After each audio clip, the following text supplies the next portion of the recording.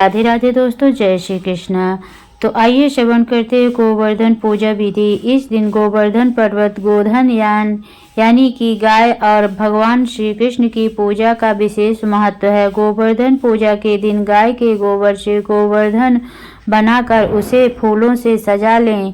गोवर्धन पूजा सुबह या शाम के समय की जाती है। इसके लिए शुभ मुहूर्त का ध्यान रखें। गोवर्धन पर धूप दीप नैवेद्य जल फल आदि चढ़ाते हुए विधि विधान से पूजा करें। गोवर्धन जी गोबर से लेटे हुए पुरुष के रूप में बनाए जाते हैं। नाभि के स्थान पर एक मिट्टी का दीपक रखा दिया जाता है। इस दिन दीपक में धूप दही गंगा जल शहद बतासे आदि पूजा करते समय डाल दिए जाते हैं और बाद में प्रसाद के रूप में बांट दिए जाते हैं।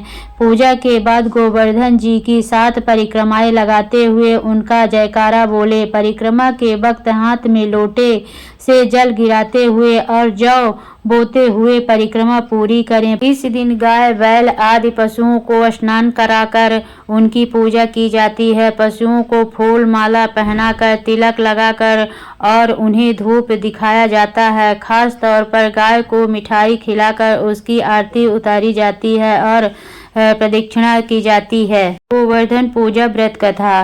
धार्मिक मान्यता के अनुसार एक बार देवराज इंद्र को अपनी शक्तियों का घमंड हो गया था। इंद्र के इसी घमंड को दूर करने के लिए भगवान कृष्ण ने लीला रची।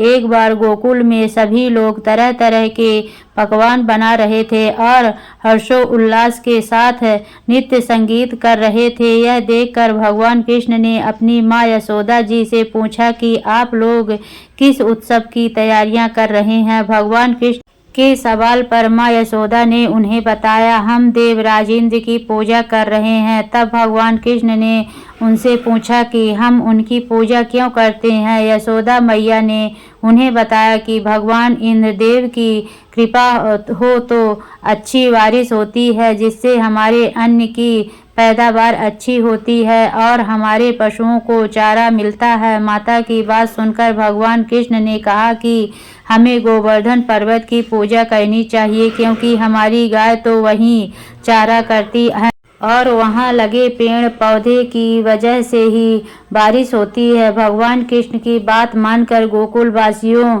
गोवर्धन पर्वत की पूजा करने लगे। यह सब देखकर इंद्र देव क्रोधित हो गए और उन्होंने उसे अपना अपमान समझा और ब्रज के लोगों से बदला लेने के लिए मूसलाधार बारिश शुरू कर दी। बारिश इतनी विनाशकारी थी कि गोकुलवासी घबरा गए। तब कृष्ण ने गोवर्धन पर्वत को अपनी उंगली पर उठाया और सभी लोग उसके नीचे आकर खड़े हो गए। भगवान इंद्र ने 7 दिनों तक लगातार बारिश की और 7 दिनों तक भगवान कृष्ण ने इस पर्वत को उठाए रखा। भगवान